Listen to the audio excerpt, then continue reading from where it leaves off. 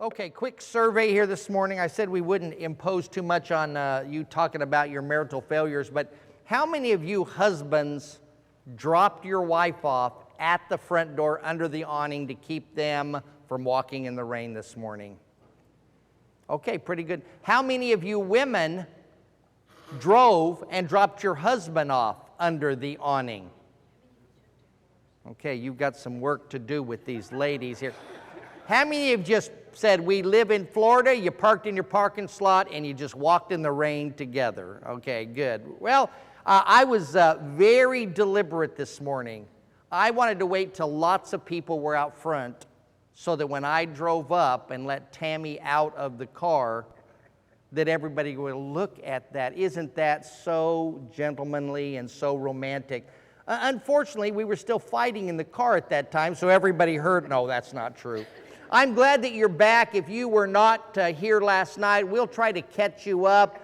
But we've been just laying some groundwork. We did some untangling of some marriage misconceptions, some marriage myths last night, and Tammy spent some time with the ladies talking about the role of the wife, and I spent a little bit of time with the husbands, and we'll reverse that. Tammy will talk to the wives about being a husband a little bit later, and I'll talk to, at least with the notes that I have been given from a wonderful Christian woman, about what it means to be the wife in the relationship. And then we're going to do some rapid-fire things after our breakout session and deal with a number of issues, probably any of which could have had the entire seminar, but hopefully we'll give you some good stuff. So this morning, you don't have to raise your hand, but have you ever noticed that a lot of times that people look just like their dog? I mean, anybody that has a dog, if you ever looked at him, Tammy saw someone at the airport earlier in the week and said, she looks exactly like her dog. Now, not in a bad way necessarily, and if you're going, I've never noticed that, go home and take a good look at your dog and then take a good look in the mirror. You might find out there is a scientific principle behind it. It's called the mere exposure effect. And here's what it means, at least psychologically. We like the things that are familiar to us. In other words, one of the reasons that pet owners, especially dog owners, that they say find animals that kind of look like them is they are familiar with their own looks, and they go, there's something about that dog I just really, really like. Maybe it's his big nose or his floppy ears, and he never turns around to look at his own big nose and floppy ears, I guess. But they pick that animal. Maybe you've had a similar experience. I understand it's attached to the same lobe of the brain. You see a car that you're going to buy, and you're like, man, I've never seen that color ever. This is the car I'm going to buy. And then you drive off of the lot, and 5 of them go by, right? In other words, all of a sudden, you're attuned to the things. Well, there may even be more than science behind it when we look at married couples. If you are older, or if you have parents who are older, or even have gone out to eat with grandparents, have you ever noticed that they like the same place, and they order the same thing, and they want it their own special way? In fact, one starts the sentence and the other finishes it. Their religious perspective, their political perspective, their recreational perspective are all very much the same, if not identical. Well, I think that transcends science, and we're going to talk a little bit about how we go from being singled to mingled. How we go from a couple to something, I think, even more than that. Let me give you a quick update for those of you who didn't know. Here's what happened. God creates the world. He looks at it and he says, it is good. It's a word that means perfect, but not perfect simply that it is without flaw. It means everything is correct. It's in its correct orchestration. It is to its design and purpose. It's good. And then he looks over at Adam and he goes, not so much, right? He says it's not good that man should be alone. And so there's this cavalcade of animals that go by. And I don't think it's simply for Adam to name them. You know, he didn't go giraffe, hippopotamus, rhinoceros. And God says, why rhinoceros? He goes, looks more like a rhinoceros than anything else that's come by, right? But the idea, I believe, is that he's saying, do you see everything around you? There is nothing suitable for you.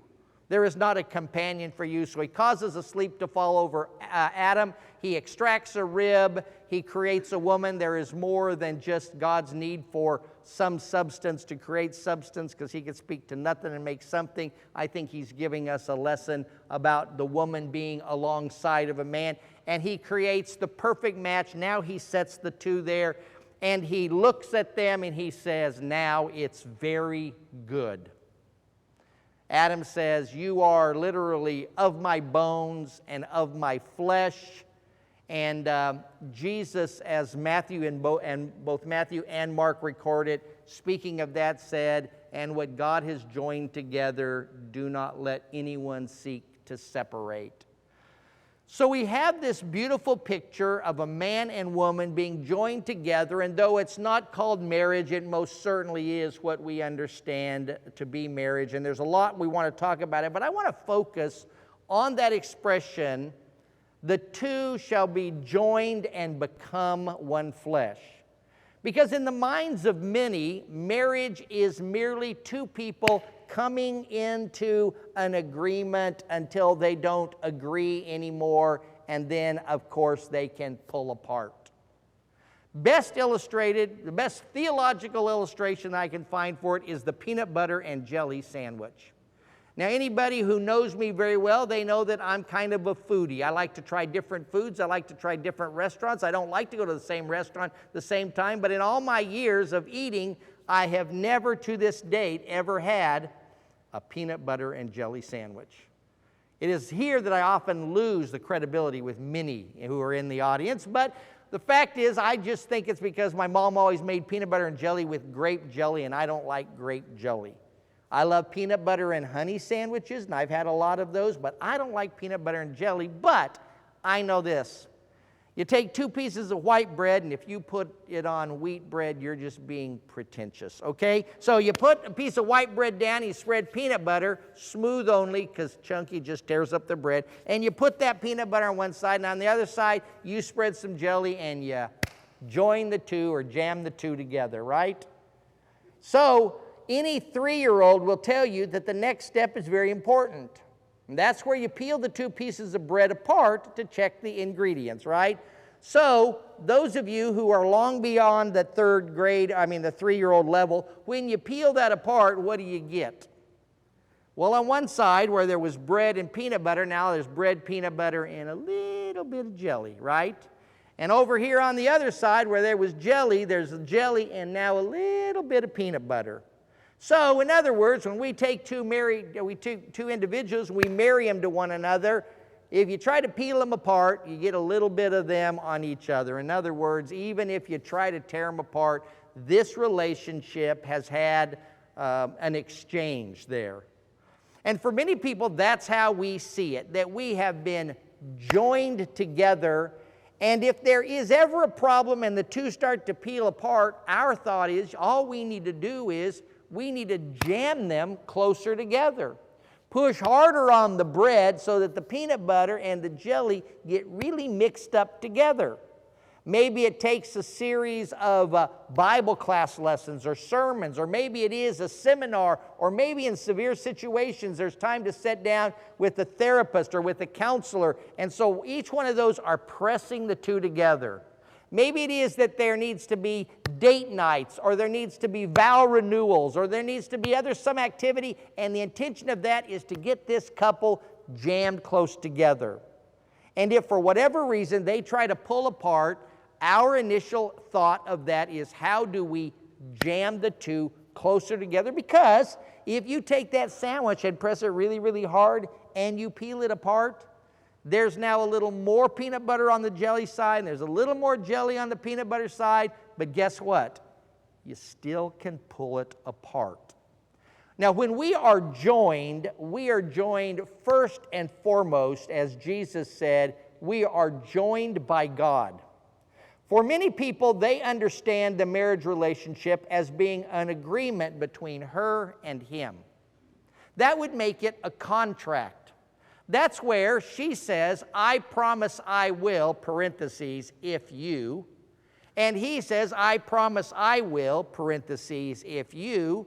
And then when we get into the marriage relationship, all of a sudden, she's not doing what he thinks she's supposed to do, or he's not doing what she thinks she thinks he's supposed to do, and the two say, time to break the covenant, to break the contract. You're not fulfilling your end of the bargain. Whatever that may be.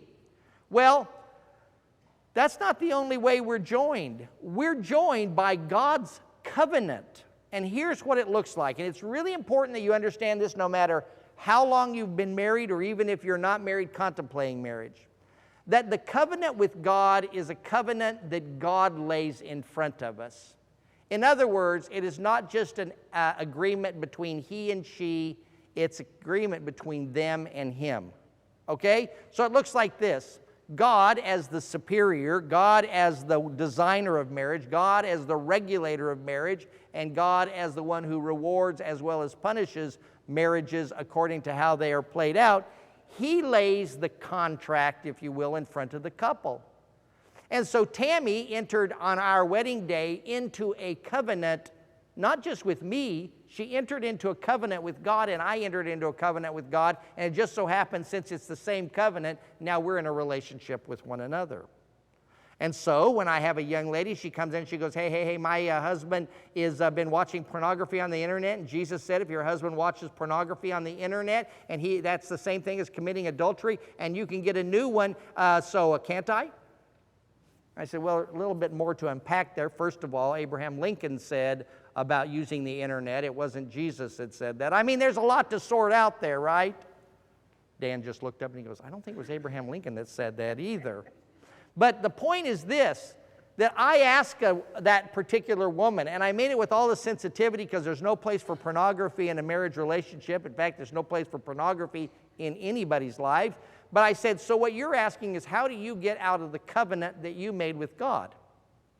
How do you get out of the promise that you made, not just before God, but to God? In fact, if you look at the book of Proverbs as the idea of wisdom and foolishness are explored, foolishness is portrayed as a wanton woman, as a wicked wanton woman, and is described as a woman who seeks to lure young, inattentive men into her bedchamber.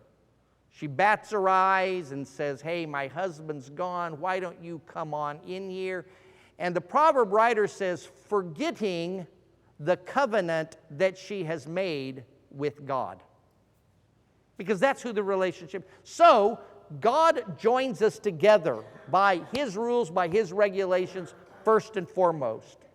But he allows us to be part of this, and there's some other ways that we're joined. We're joined by agreement.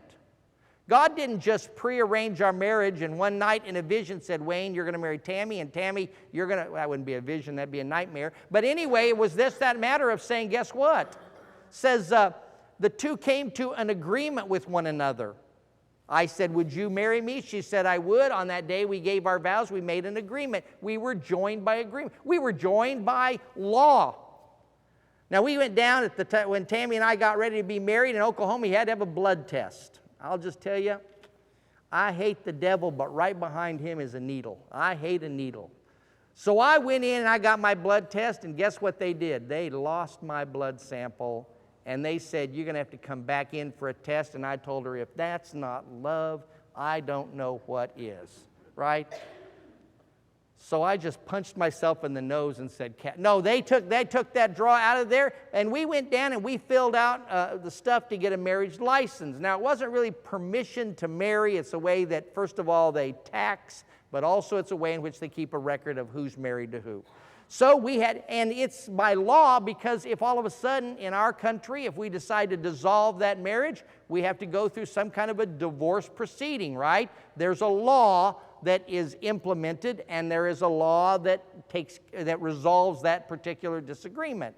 So we're joined by law. We're joined by ceremony, right? We had the wedding ceremony. We got up in front, as the minister, whoever's officiating, in front of God and these witnesses, do you promise? And we go through all of this joining. Then we're joined by purchasing a house. State of Colorado, where we used to live, that if you buy a house together as a man and a woman with the intent to live in that kind of relationship, meaning as a boyfriend or girlfriend, for example, you are, in the eyes of the state, married. And for you to marry again, you actually have to go through a divorce proceeding before you could marry again, even though you had never been, as we would put it, married. And so there is maybe that. Maybe it is the kids. Kids are a way we're joined. You've heard couples that said things like, well, we're having a lot of problems, but we're going to stay together until what? Till the kids move out, right? That's a couple that now is joined no longer about agreement, but by their kids. There is sexual intimacy. Often that people think that that's the whole becoming one flesh thing, but it is simply another way in which God joins us together in that beautiful intimacy planned for and to be expressed only in marriage. So there's lots of things that join us, and for the most part, individuals who enter into marriage relationships and married couples believe that that's what marriage is, and that it is a joining. That it is a joining. Whether you want to call it adhesion, two opposite things or different things that are joined together, or cohesion, two similar things that are joined together, everybody sees marriage most of the time as being a joining. But Jesus said they're joined together and they are becoming one flesh. There is a process that takes place here. This idea of becoming means to move from one condition to another condition. In fact, it typically speaks of moving from a more or less favorable condition to a more favorable condition. I used to say to move from a lesser state to a greater state, and everybody thought I meant leaving Oklahoma and moving to Florida. That's not what I'm talking about. We have a condition of singled, which is less desirable, and they are joined and are becoming. There is this process of moving towards, and this process doesn't just happen at a wedding ceremony. It doesn't just happen in the first few days or even the first few years of marriage, but it is an ongoing process, and I'm convinced that it is a process that goes until what we often mark as the end of a marriage, that is, death do us part. In other words, it's ongoing. What's really important to understand is this concept of one flesh. Literally, the word means to be mingled or mixed. So what we have is that the two shall become one. The same word that God uses of himself in what the Jewish people call the Shema of Deuteronomy chapter 6. You maybe have sung the song or heard the particular passage. Hear, O Israel, the Lord your God is one. The same word used there. In other words, we now have, though even in the, for example, in the Godhead, as we might call that, we have these personalities or characteristics, and don't ask me because I got to do light bulb or fire or ice, and none of that works for me to describe all that. But we have Father, Son, Holy Spirit. We have these difference within a singular. And now we have in marriage the same word used of two that are different, but they are becoming a oneness. They are becoming a singularity.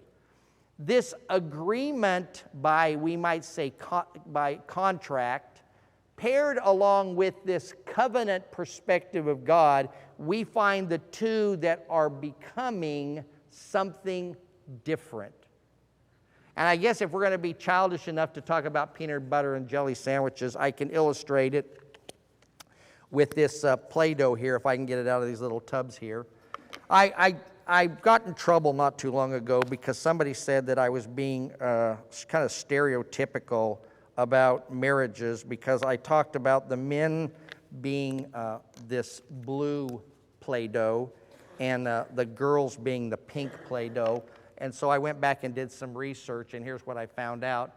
That in like the early 1900s, one of those magazines like Ladies' Home Journal actually said that blue is the color for women because it's softer, and that pink is the color for men because it's vibrant.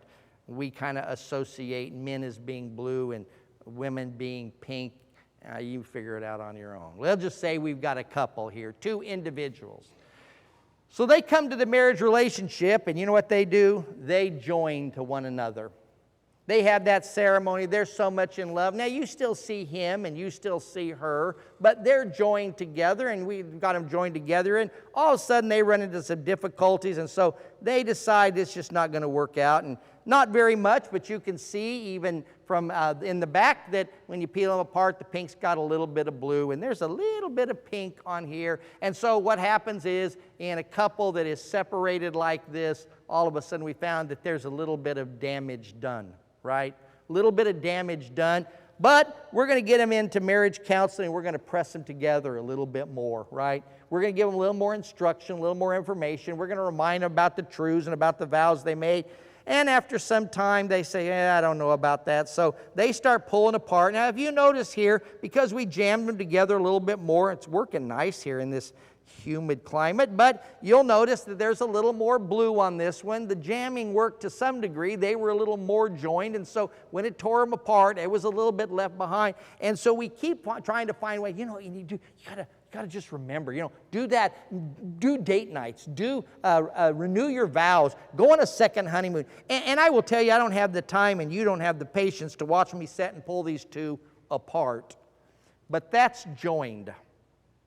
That's joined. That's not becoming one flesh. What we need to do is we need to have another force in this marriage. Because the joining here is the husband and the wife being pushed closer and closer together.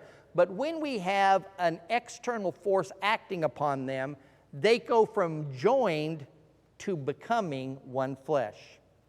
If you will, the two colors become mixed and mingled. Some of you guys might remember when you were a young man and you would build one of those plastic models, an airplane, a car, a ship. And when you did that, you had a little bit of, they called it cement, but really it was a chemical substance that acted on the plastic itself. In other words, it isn't glue. It doesn't connect the two pieces together like glue would. What it does is it chemically changes the plastic, and if you ever found out that you put part A to part B before you inserted part C, all of a sudden you had a mess, right? You had to cut that apart because the two had been fused together. That's what we're finding here, is that there is something that is actually changing the two individuals. And this is the process by which God works in a marriage relationship. It is why often in a marriage relationship they struggle trying to stay together when they are the only two forces doing anything about it. Now, you'll notice that if you could see up close here, you can still see a little bit of the pink. You can still see a little bit of the blue, but sometimes what happens, especially when worldly wisdom or worldly counsel comes, if there's some individuals that say, you're losing your identity. Your individuality is you're just being selected and becoming what they want you to be. But the truth is, you're actually becoming something different. Now, I will tell you that at a microscopic level, this is still blue and this is still pink. But to the naked eye, as the two have been massaged, it's very hard to tell where one ends and the other begins. And this happens when two individuals, first of all, surrender or submit themselves to God. They allow Him to lead, for Him to guide, to Him to shape and mold them. It is God's working that mingles this couple together. And part of His mingling is the idea of being mutually submissive. Ephesians chapter 5 said, "Be submissive," or submit to one another for the sake of Christ. It's not about a rearrangement of the family unit. It doesn't mean that the husband is no longer the spiritual head, but what it says is work to be outdoing the other in service to the other. And so that's when God is doing it. So now we have a humble husband and a humble wife, and they are submitting themselves not only to each other but to God, and all of a sudden something's changing. Something is moving from joined to becoming one flesh. So let's imagine that the couple, though, and though it would be impossible right now for me to break this down into the blue and pink, but let's imagine that we have this couple and they're at odds with one another. She's stubborn, he's thick-headed, they can't find a compromise. They can't find a way to get back together. They talk to individuals, they talk to a counselor, they try this, they try that. They just can't get back together because the efforts are usually made on whatever stands between the two. Let's work through your addiction. Let's work through the abuse. Let's work through your misconceptions. And what we're trying to do is do what? We're trying to join them back together. But if the husband will resolve himself to being humble to God and to grow closer to Him, and the wife will work to being humble to God and to work to be closer to Him, what happens is the two, as they work towards God, even if it's not their intent, find themselves doing what? They're growing closer to each other because as God draws them to Him or as they pursue God, they're moving closer to what God wants them to be, and all of those things that were interferences are not there anymore. And they're allowing God to shape them. In our world, we find couples who don't have that element. We don't find it. Now, does that mean that there are no couples who have a perspective of covenant and God that aren't making it? Oh, no, they're making it.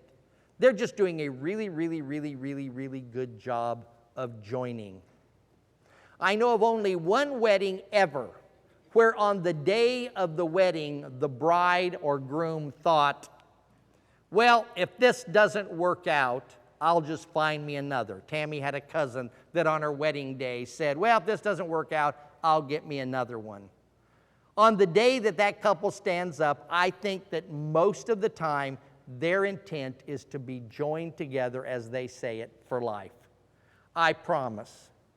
And then things come along and circumstances, and those that don't have that perspective of God and covenant, well, they find themselves being torn apart. Unjoined is what they do. But when they become mingled, it is a whole lot harder for the two to be pulled apart as they submit and they surrender. Now, I don't know how you feel about the color. I guess you would say that this is kind of a purple. It's kind of a gray purple. And it may not be quite as vibrant as the pink. It might not be quite as appealing to look at as is the blue. And if you were to look at this from a human perspective, you might find that some say, you know, that kind of a marriage that is met by a love that seeks the well-being of another other than what you can get out of it.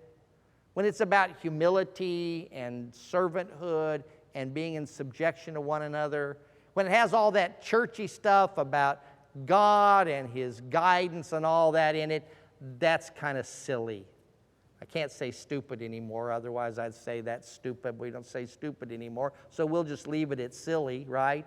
And they say that's foolish. That doesn't look very appealing to me. Well, there happens to be a secondary meaning to the word becoming. Not only does becoming mean moving from a lesser condition or a less desirable condition to a more desired condition, it also has a secondary meaning which is used more in antiquity, or at least I should say I don't hear it as much as I did when I was a much younger. Some of you ladies may recognize the expression.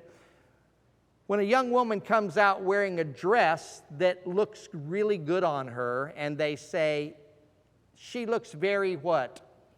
Becoming in that dress. Or that dress becomes her. What are they saying?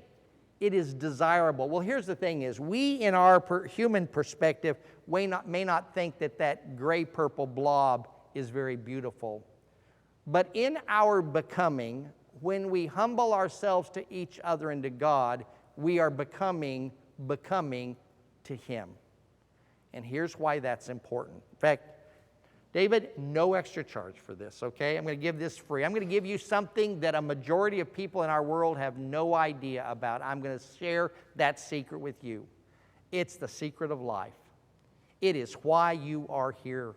Not here at this seminar, here on this big blue marble spinning out in space. You were created for a single purpose, and that was to bring glory to God. He wants you to be happy. He wants you to have children. He's all right with you having a job. Certainly, He placed us on an earth that has beauty for us to enjoy, but the reason that He created you was not because He was lonely and needed some thick-headed, disobedient children to make Him feel loved. He created the world and all that's in it and on it and above it that He might be glorified. And simply put, we can't have a life purpose of bringing glory to God, and if you can imagine like it's a big chocolate cake, your favorite chocolate cake, and say, but this piece is for me. It's for her, it's for me, it's for us. It's for our pleasure, it's for our happiness, it's for our glory, and it can, even if it is not glory to God, that's okay because we're going to keep this piece for ourselves.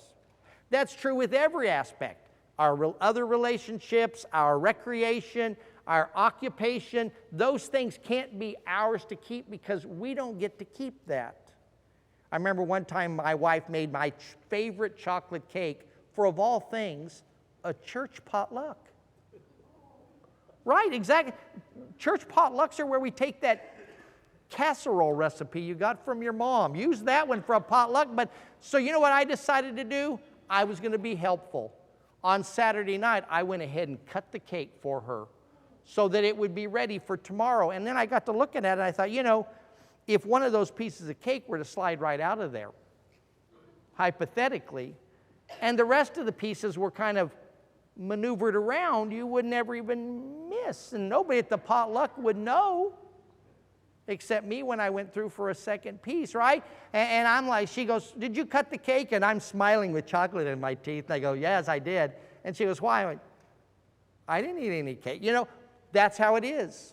Sometimes we think that marriage is supposed to be becoming to us, pleasing to us, for our benefit. But the bottom line is this. It's a covenant relationship with God, and at the end of it, God's objective in that covenant is not simply our happiness. It's not simply reproduction of the species. It's not simply our personal, individual, or collective pleasure, though all of that's part of it. He said, I gave you that you might bring glory to me in it. There is no glory in disobedience. In fact, again, let me mention a situation where we had a young lady that came to us and she says, it's just not working out with my husband and I. There was not infidelity.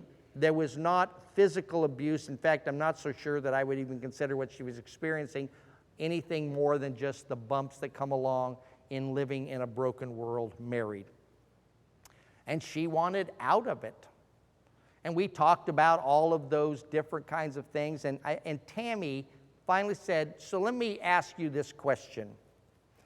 In this particular situation that you now want out of, will you bring greater glory to God by staying and sticking with it or by separating and divorcing? Now, this isn't a comment about divorce, and divorce is a whole nother discussion. But the question is simply, she goes, yeah, but I'm miserable. Well, if your happiness is all that it's about, then dump him and find 100 other happies and just move from one to the next. But when God says, this is what brings glory to me for you to fulfill the covenant you made with me, He's glorified. You know what? The world may say, you know, she's foolish to stay in that relationship. He's foolish to stay with that kind of a woman. But God said, you are demonstrating your faithfulness to me first and foremost. And that's beautiful. That's the fulfillment of our life purposes. Finally, I might add that it has some other values too. That when we have that kind of a view of our marriage, that the next generation is given that view of marriage as well. We have watched in a number of occasions where a husband and a wife decided to divorce. And as we've watched, that divorce trickles down. The damage that is caused to its children and to its grandchildren, and often we find that that pattern of divorce then becomes a pattern of that family line. And we always have somebody that comes along and says, not any longer. I'm going to be the one that's going to stop that in my family. And they do. And so we recognize that when we give our children the perspective that the answer to your problems is to divorce or to separate, then guess what? Even if they, you ever been on the airplane when you give you that silly, just reminds you that there are lights here and doors here, here, and here, and that there's that mask that falls down to put over your face to muffle the screams as the plane's going down, all those kind of things. Nobody pays any attention to that. But here's what I've decided.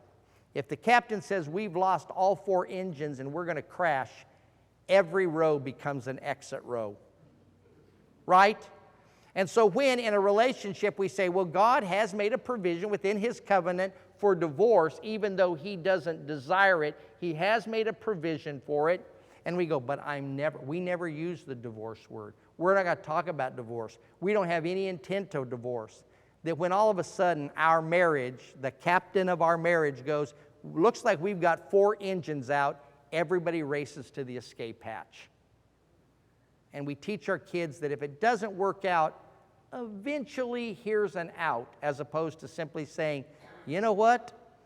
This boat is going to sink with us on it. There's no way out. How about we start bailing water? And that's what we do.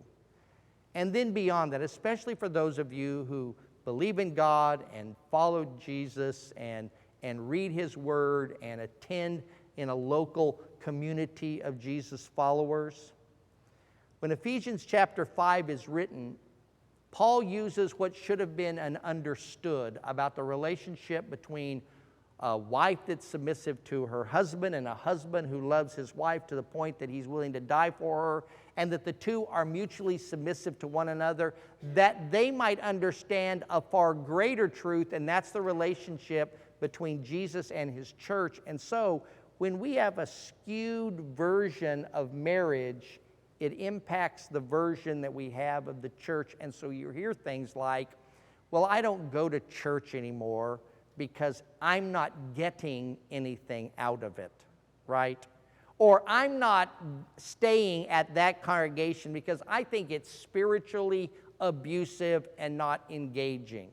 Or I walk away from God and religion in its entirety because it's not suiting me, because sometimes we learned that not from church going, but from the way we perceive something as, at least in God's mind, as simple and yet grandly complicated as marriage. So I hope that you'll leave today with a little bit different view of your marriage, and that you'll think about the Play-Doh and how the two are mingled and are becoming one flesh, and to understand that that process doesn't end. And if you still want to go to Denny's every Christmas Day and order I started to say fresh and fruity, root and tooty, but I think that's at IHOP. But wherever it is, and you want it your own way, that's fine, because in time what God's doing is He's mingling you to live in a oneness of life. Okay, we're going to take about looks like here, I'm just looking at my clock, we'll take right at a 15-minute break at straight up 10 o'clock. Ladies, if you'd go down to the family room, Tammy's going to have our single breakout down there with you. Gentlemen, you're here. Again, guys, let me encourage you when you come back in from the break, come down front a little bit. I promise. I don't spit beyond where Dan is, okay? He's been over there. It looked like he was sweating, but I think I just got to talking there. But if you're sitting a little bit closer, I promise that I won't spit on you, okay? And so, like I said, in about 15 minutes, you guys be in here, and then after that, we'll come in here and we'll kind of rapid fire through some important helps. At least we think they're important for your success. Again, thank you for being here this morning. Appreciate it, and we'll see you in just a little bit.